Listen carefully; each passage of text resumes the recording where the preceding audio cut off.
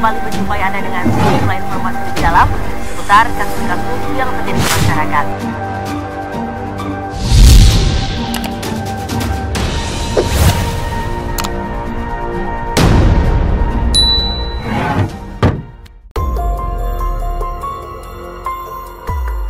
Penemuan mayat seorang wanita muda menunjukkan misteri keberadaannya yang tidak diketahui selama berhari-hari. Namun yang lebih tragis, penyelidikan polisi menunjukkan dugaan suami wanita tersebut terlibat dalam pembunuhan ini. Benarkah dugaan tersebut atau petunjuk itu hanya menjadi sebuah petunjuk semata?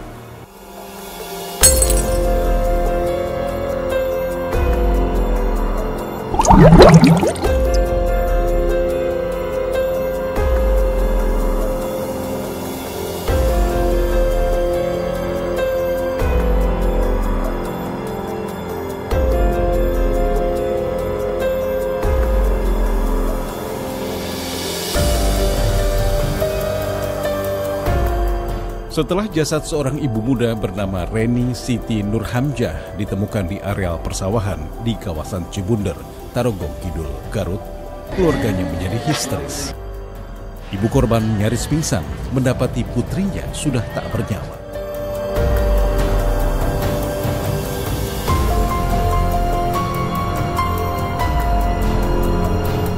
Sebelumnya, ibu muda itu sudah lebih dari sepekan tidak diketahui keberadaannya. Penemuan mayat itu bermula dari kecurigaan sejumlah warga akan bau tidak sedap dari onggokan karung di sawah itu. Warga desa yang terganggu akan aroma busuk itu melaporkan kepada petugas desa. Dan saat karung berbalut lumpur itu diperiksa, barulah diketahui berisi tubuh ibu muda itu.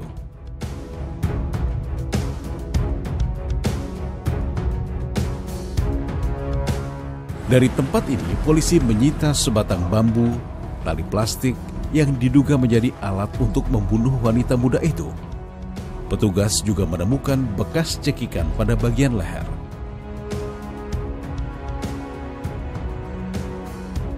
Dari hasil pemeriksaan tim forensik di Rumah Sakit Umum Daerah Dr. Slamet, Garut, diketahui bagian wajah korban rusak karena waktu kematiannya lebih dari 3 hari. Selain itu, kerusakan jaringan tubuh korban disebabkan lama terendam lumpur.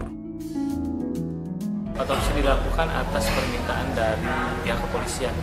Untuk pembuktian itu, Pak? Iya, biasanya untuk kepentingan penyelidikan, untuk pembuktian sampai sejauh mana korban mengalami kekerasan dari si pelaku. Siapa sebenarnya yang terlibat dalam pembunuhan ini? Mengapa selama wanita muda tersebut menghilang, suaminya tidak melaporkan kepada polisi? Apakah ia terlibat atau ada orang lain yang membunuhnya?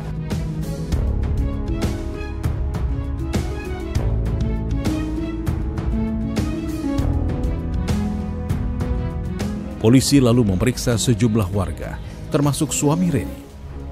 Polisi mencurigai lelaki berusia 25 tahun itu terlibat dalam pembunuhan istrinya. Dan dalam tempo tak lama, setelah penemuan mayat Reni, petugas langsung menahan lelaki itu. Diduga kuat, Ganjar Nugraha, suami korban, terlibat dalam kematian wanita berusia 21 tahun itu. Terlebih saat diperiksa, ia memberikan jawaban berbelit-belit yang memunculkan kecurigaan polisi. Keluarga korban menduga pasangan muda itu bermasalah dalam ekonomi keluarga mereka. Namun demikian, mereka tidak tahu Reni akan mengalami akhir hidup demikian tragis. Dugaan dari keluarga, korban dibunuh oleh siapa, Pak? Iya, dibunuh oleh tersangka. Gitu. Tersangka kerjaannya apa sih, Pak? Dulunya sekarang mah tukang ojek. Tukang ojek. Itu pemicunya apa, Pak, katanya? Mungkin masalah ekonomi mungkin.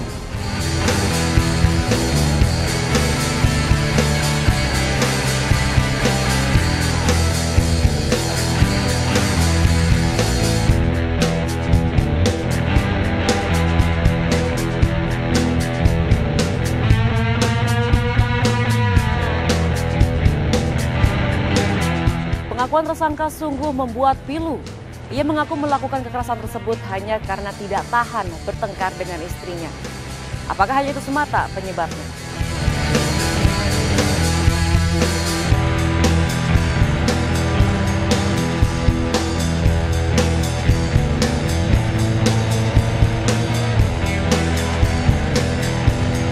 Dalam pemeriksaan, tersangka Ganjar Nugraha mengungkapkan ia membunuh korban karena tidak tahan lagi dengan pertengkaran dengan istrinya itu.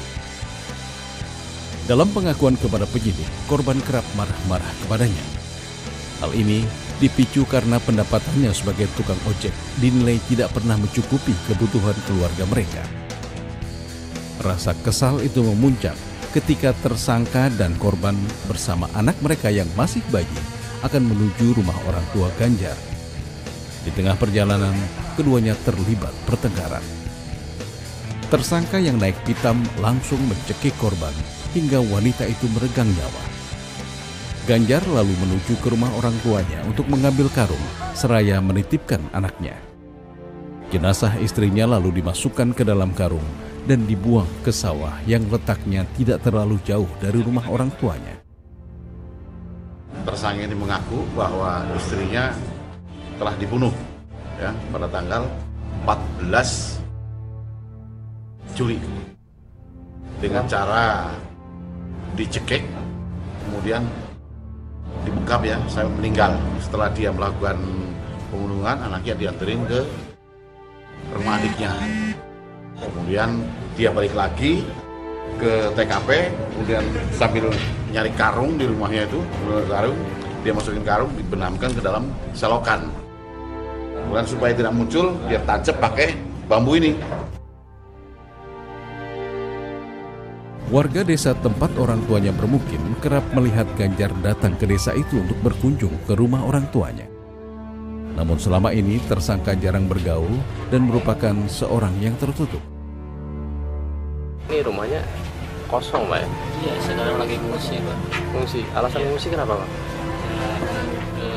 Tirah, takut sama pihak keluarga yang korban gitu. Ngancem gitu? Iya, ancaman. Ngungsinya kemana, Pak? Nggak tahu. Sejauh ini upaya antisipasi dari aparat desa seperti apa, Pak? Ya, dari aparat desa tiap malam kontrol, Pak. Standby di sini sama warga, sama PRT. Pribadi Ganjar sendiri di mata masyarakat sini gimana, Pak? Pendiam, nggak gaul gitu. Gaul. Ganjar sendiri kerjanya apa, Pak? Terakhir. Tahunya sama orang tuanya bikin alat sepatu kuda. Sementara itu, orang tua tersangka mengungkapkan putranya itu kerap bertengkar dengan istrinya. Dan saat menitipkan anaknya, Ganjar mengutarakan keinginannya untuk menceraikan Reni. Mau dititipin mau disarankan sama orang tuanya. Kenapa disarankan? Agak kuat Pak dituliskan, oke? Kakak jengkel, semua ayah tungtungan.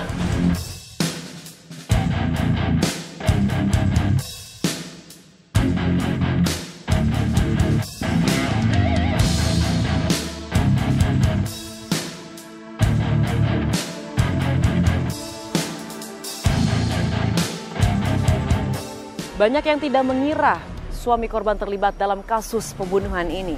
Karena sebelumnya keluarga muda tersebut terlihat sangat harmonis, bahkan suami korban juga tidak pernah terlihat berperilaku kasar terhadap istrinya.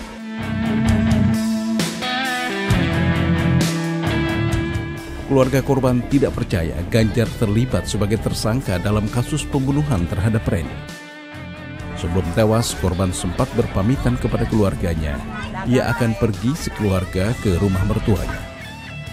Namun setelah lebih dari 1 minggu tidak terlihat, kakak korban menanyakan kepada tersangka. Saat itu, Ganjar mengatakan mereka sudah pindah ke Bandung untuk memperbaiki ekonomi dan memulai usaha berjualan gorengan.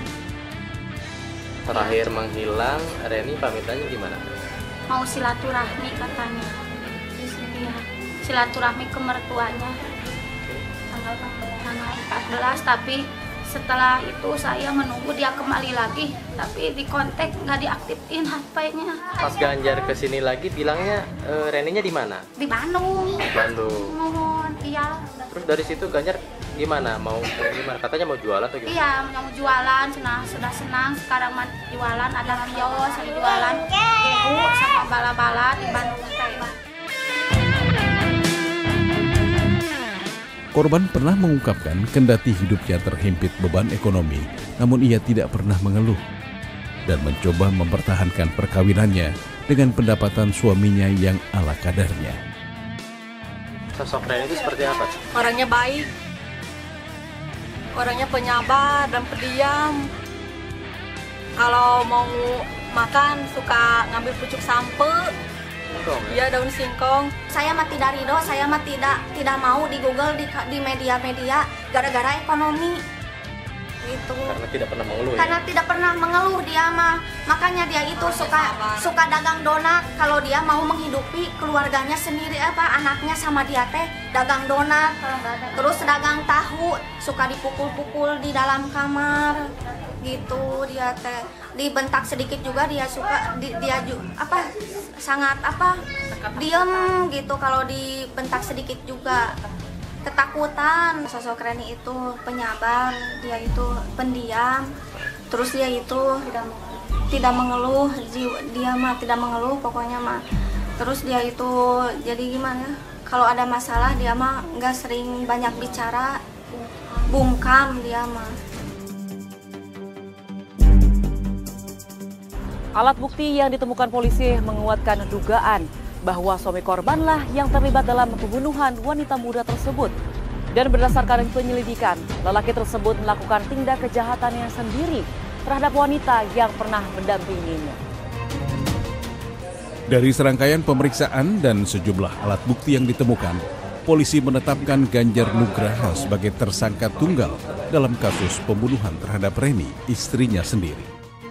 Untuk perbuatan yang dilakukannya ini, polisi menjerat Ganjar dengan pasal 340 KUHP karena diduga melakukan pembunuhan berencana terhadap Reni.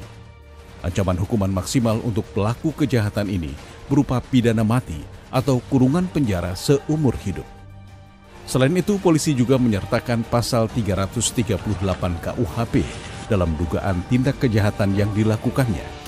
Hukuman berat yang dijatuhkan kepada pelaku kejahatan diharapkan dapat membuatnya jera.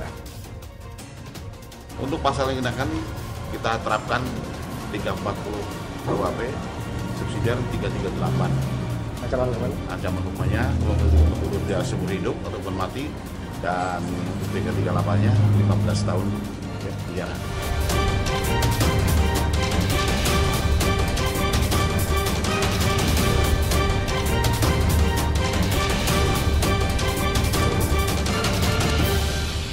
Dan pemirsa, tayangan tadi sekaligus menutup perjumpaan kita dalam Fokus Kasus kali ini. Semoga apa yang kami sampaikan dapat bermanfaat untuk Anda dan selalu berhati-hati dimanapun Anda berada. Sampai jumpa.